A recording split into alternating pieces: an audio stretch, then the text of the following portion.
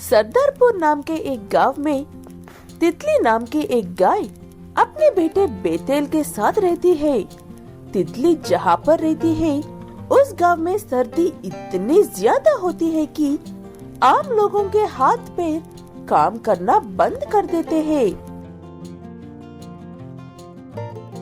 हाँ बेटा, सर्दियाँ बहुत पास है, हमें अभी से सारी तैयारियाँ कर लेनी चाहिए। सर्दियों में घर से बाहर नहीं निकल सकते हैं। ठीक है माँ, अब खाने के सामान लेकर आओ, मैं बाकी के काम देखता हूँ। ठीक है कहकर तितली खाने का सामान लेने के लिए जाती है और बेतेल जंगल में जाकर ढेर सारी सूखी लकड़ियाँ काटता है। वो भी ढेर सारी सूखी लकड़ियाँ काट कर लेकर आता है। वो देखकर तितली,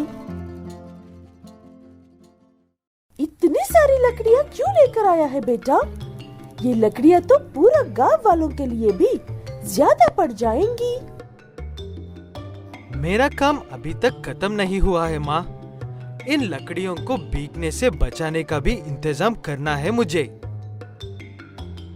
वो बात सुनकर तितली बहुत ज्यादा गुस्सा हो जाती है और बेतेल से ये कहकर पुकारने लगती है कि वो अपनी ताकत को एक बेकार के काम के लिए बर्बाद कर रहा है, जबकि उन्हें उन लकड़ियों की जरूरत भी नहीं है।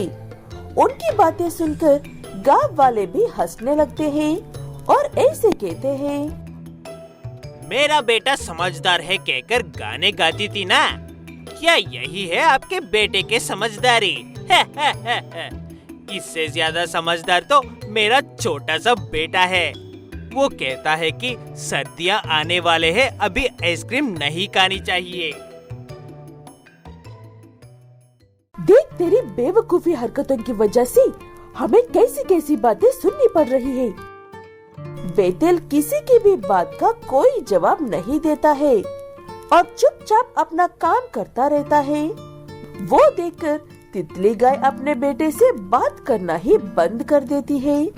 ऐसे कुछ दिन गुजर जाते हैं और सर्दियाँ शुरू हो जाती है। गांव में हर तरफ बर्फ ही बर्फ थी, लेकिन बेतेल का घर गर्म था। इस बार इतनी ठंड महसूस नहीं हो रही है पिंकी चाची जी, आपको ऐसा नहीं लग रहा है क्या? ठंड तो पहले से भी ज्यादा है तितली बेटा, एक बार बाहर तो निकल कर देख। ये तेरे बेटे का काम है जो तुझे ठंड महसूस नहीं होने दे रहा है। मैंने देखा है तुम्हारे घर के सामने 24 घंटे आग जलती है। पिंकी गाय की बात सुनकर तितली को थोड़ा सा अजीब लगता है, इसलिए वो एक बार अपने घर से बाहर निकलकर देखती है। बाहर इतनी ठंड थी कि तितली को वो एक पल के लिए भी बर्दाश्त नहीं होती है। तब तितली को समझ में आता है उसके बेटे बेतेल ऐसे क्यों किया था कहकर।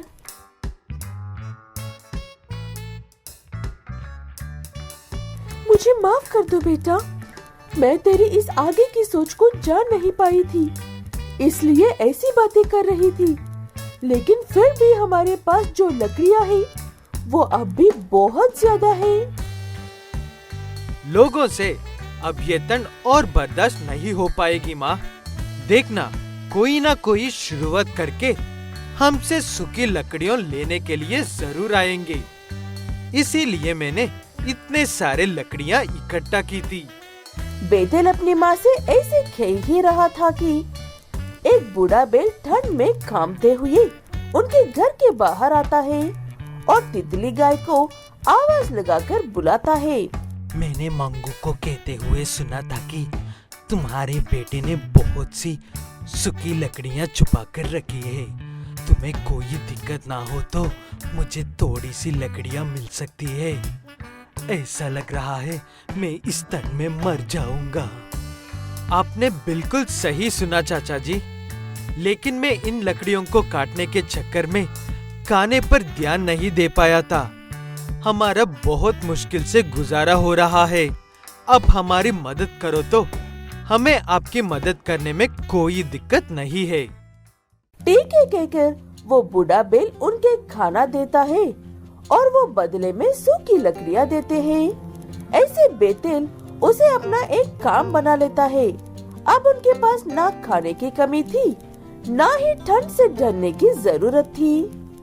फिर एक दिन अपने कदम आगे पीछे डालते हुए मंगू बैल भी आता है और बिना कुछ कहे बेतेल के घर के सामने खड़ा होकर ठंड में कांपने लगता है। उसे देखकर तितली, क्या बात है मंगू, यहाँ पर ऐसे ठंड में खड़े होकर क्यों कांप रहे हो?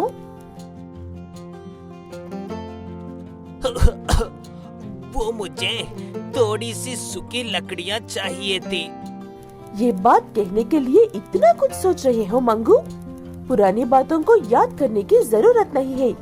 बुरे वक्त में अपने ही अपनों के काम आते हैं, जाकर ले लो।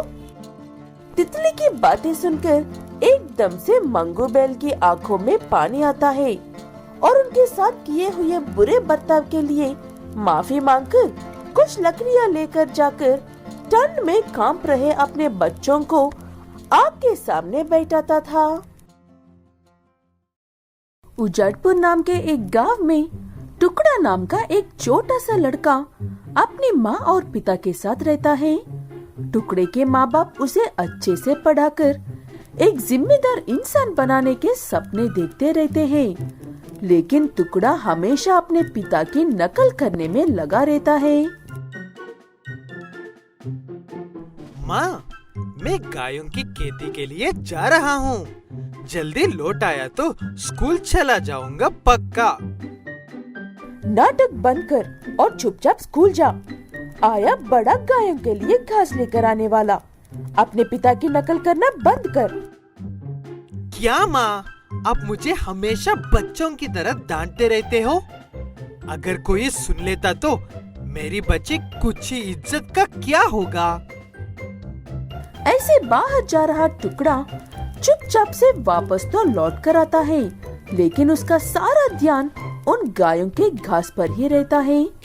टुकड़ा यही बात सोचते हुए स्कूल जाता है और यही बात सोचते हुए स्कूल से वापस भी हो रहा होता है। तभी उसे रास्ते में दो गायें नजर आती है। वो दो गायें किसी बिल्ली के बच्चे जितनी बड़ी थी। टुकड़ा उन्हें देखकर, ये गाय है या बिल्ली के बच्चे? मुझे नहीं पता था इतनी छोटी गायें भी होती है। देखने में तो बहुत ही प्यारी है। ऐसे कहते हुए उन्हें कुछ देर देखकर वहाँ से चला जाता है टुकड़ा। घर पर टुकड़ा के माँ बाप किसी विषय पर परेशान होकर ऐसे बात कर रहे थे। एक वही तो सहारा थी हमारी जिंदगी का। जमींदार ने हमसे वही छीन लिया। अब मैं क्या करूं? मुझे कुछ भी समझ में नहीं आ रहा है। आप चिंता मत कीजिए, ऊपर वाला एक रास्ता बंद करता है तो दूसरा रास्ता भी खोल देता है। हमें ऊपर वाले पर भरोसा रखकर सब्र से काम लेना होगा बस। उनकी बातें बिल्कुल भी समझ में नहीं आती है। टुकड़े को पूछने पर भी उसे कुछ भी नहीं बताता है उसके माँ बाप। ठीक है कहकर अपना स्कूल का बैग रखकर खेलने के लिए जा रहे टुकड़े को फिर से वो दो छोटी गायें नजर आती हैं। तुम दोनों यहाँ पर कैसे आ गए हो? लगता है तुम्हारा कोई घर नहीं है। मैं तुम्हारे लिए एक घर तो बना सकता हूँ, लेकिन तुम्हें मेरी हर बात मानकर शांत रहना होगा। माँ और पिताजी ने देख लिया तो बहुत बुरा होगा। ऐसे कहते हुए टुकड़ा उन गायों को अपने घर के पीछे लेकर जाता है और उनके लिए एक छोटा सा घर भी बनाता है रहने के लिए। टुकड़ा उनके लिए थोड़ी सी घास भी डालकर अपने घर में चला जाता है। उसे खुश देखकर उसके पिता, क्या बात है बेटा, इतने खुश लग रहे हो? लगता है दोस्तों के साथ अच्छा वक्त गुजारा है तुम्हारा। मैं इसकी इस खुशी को अच्छे से जानती हूँ। ये दोस्तों के साथ नहीं, गायों बैलों के साथ खेल कर आया है। लेकिन हमारी गाय तो जमींदार के पास है, फिर ये किसकी गायों के साथ खेल कर आया है? टुकड़ा की माँ ऐसे कह ही रही थी कि तभी उनके घर के पीछे से एक बड़ी सी आवाज आती है, गायों की। जाकर देखा तो दो साधारण आकार की गायें वहीं पर खड़ी थी। उन्हें देखकर पिता, ये किसकी गाय है और हमारे घर के पीछे क्या कर रहे हैं? टुकड़ा बेटा, कहीं इसके पीछे तुम्हारा हाथ तो नहीं है ना? हाँ पिताजी, इन गायों को तो मैं ही लेकर आया था, लेकिन पहले ये इतने बड़े नहीं थे, बिल्कुल बिल्ली के बच्चों जितनी थी। पता नहीं अचानक से इतने बड़े कैसे हो गए हैं।